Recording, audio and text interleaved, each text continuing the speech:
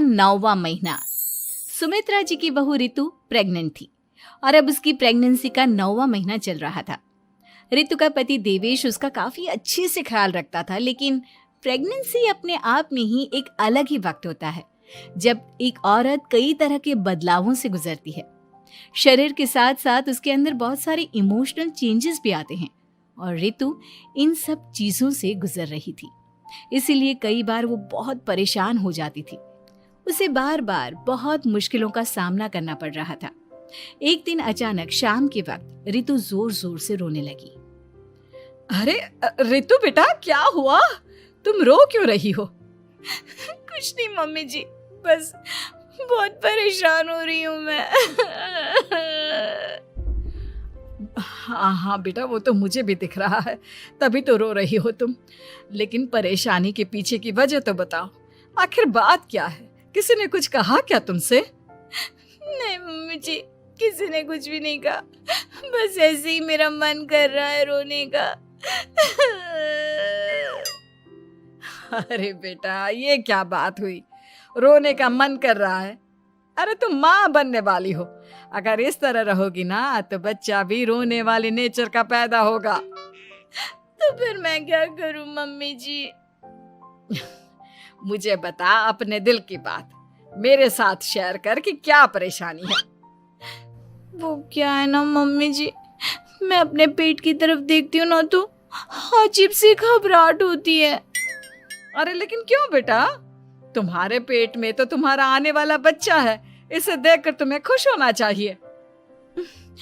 Mummy जी वो क्या है ना, मेरा पेट इतना बड़ा हो गया है, शरीर की हालत ऐसी हो गई है तो सोच सोच कर डर लगता है कि मैं कभी फिर से पहले जैसी स्लिम और ब्यूटीफुल हो पाऊंगी क्या।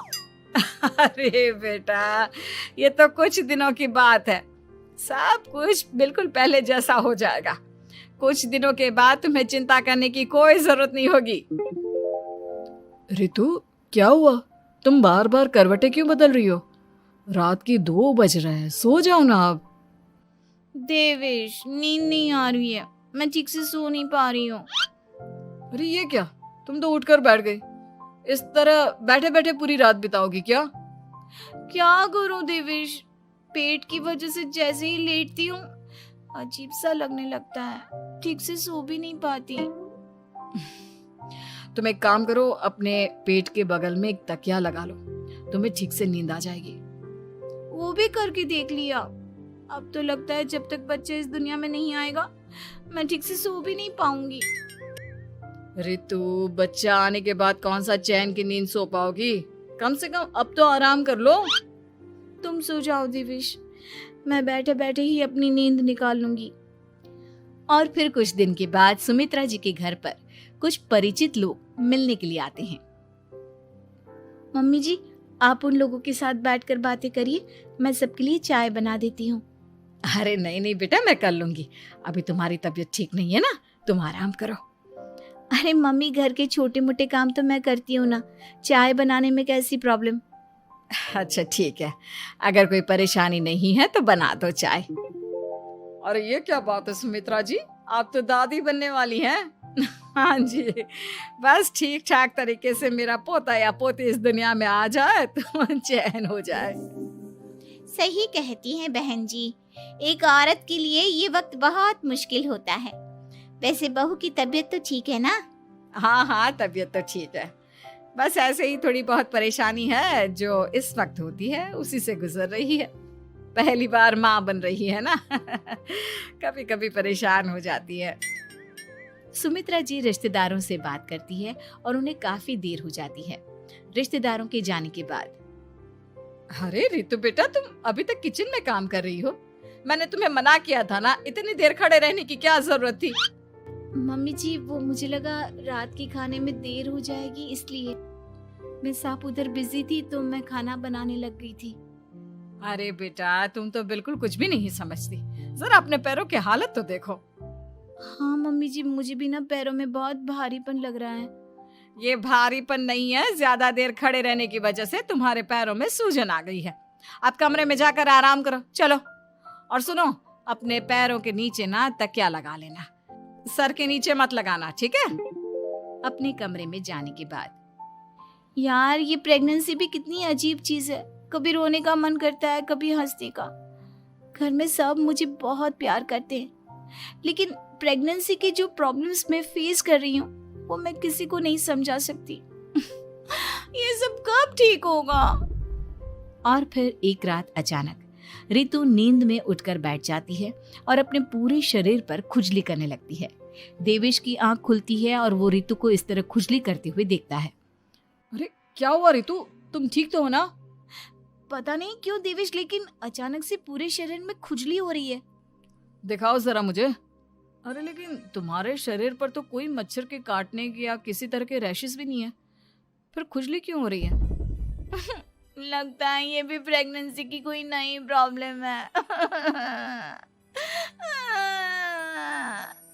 अरे अरे परेशान मत हो, मैं मम्मी को बुला कर लाता हूँ। सुमित्रा जी के आने के बाद। अरे क्या बात है बेटा, इस तरह क्यों खुजली कर रही हो? अचानक से क्या हो गया तुम्हें? मम्मी जी, ऐसा लग रहा है जैसे सर से पैर तक पूरे बदन में मच्छरों ने काट लिया हो। अरे लेकिन इसमें रोने की क्या बात है, चुप हो जा, सब ठीक हो जाएगा। हाँ मैं बहुत परेशान हो गई हूँ, बस अब जल्दी से बच्चा इस दुनिया में आ जाना चाहिए ताकि मुझे इन सारी प्रॉब्लम से मुक्ति मिले। ऐसा नहीं कहते रितु, माँ बनना तो दुनिया की सबसे बड़ी खुशखबरी है और ये सारी परेशानियां तो सबके साथ होती है। जानती हूँ, लेकिन फिर भी क्या करूँ, रात को सो नहीं सकती। कभी पेट भर के खाना खा लेती हूँ तो उल्टी करने का मन करता है। ज्यादा देर खड़ी हो जाती हूँ तो पैर में सूजन आ जाती है। ज्यादा देर बाहर घूमने भी नहीं जा सकती वरना टॉयलेट की प्रॉब्लम।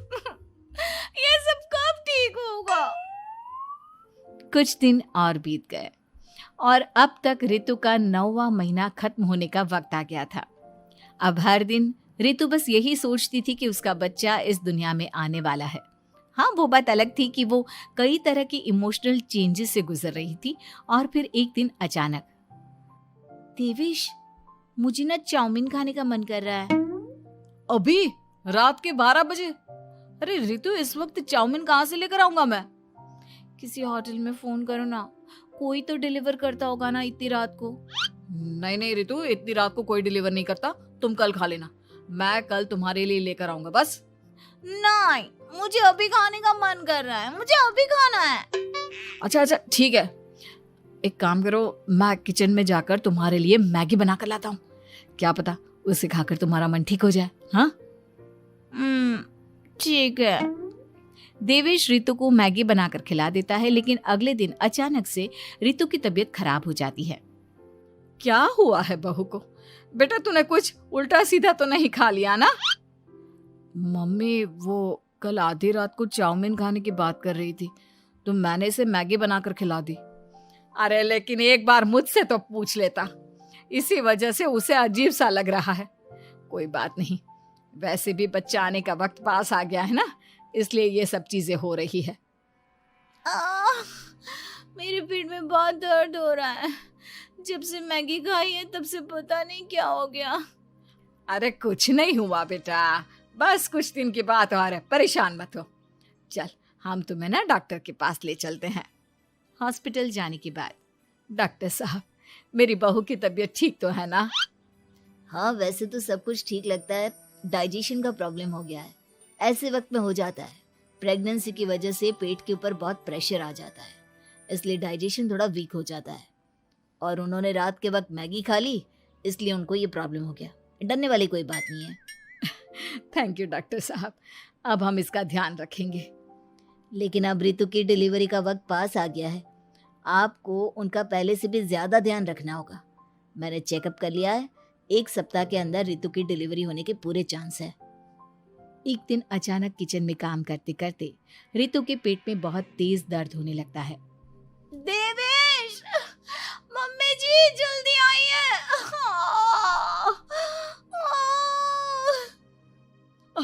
अरे क्या हुआ बहू, क्या हुआ तुम्हें?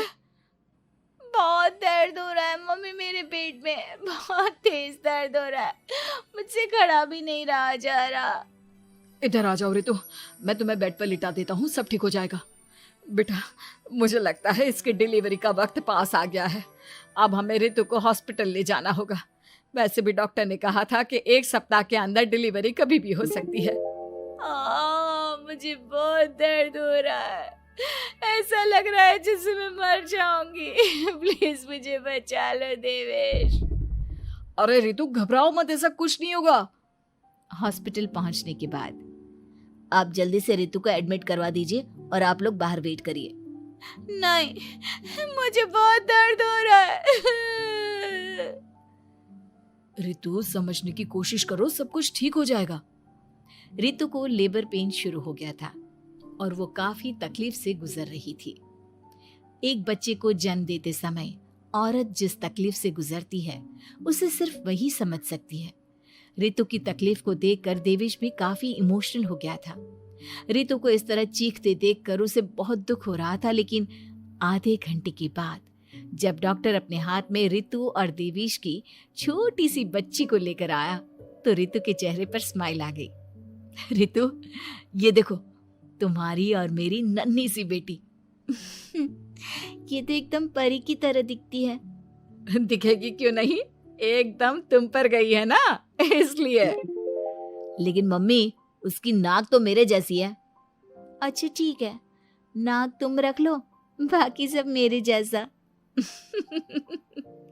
देखा रितु, तुमने कितनी तकलीफ सही, लेकिन उस तकलीफ के बदले तुम्हें भगवान ने ये छोटी सी परी दे दी। और ऐसा सब औरतों के साथ होता है। तुमने बहुत हिम्मत रखी है बेटा, और इसका नतीजा आज हमारे सामने है।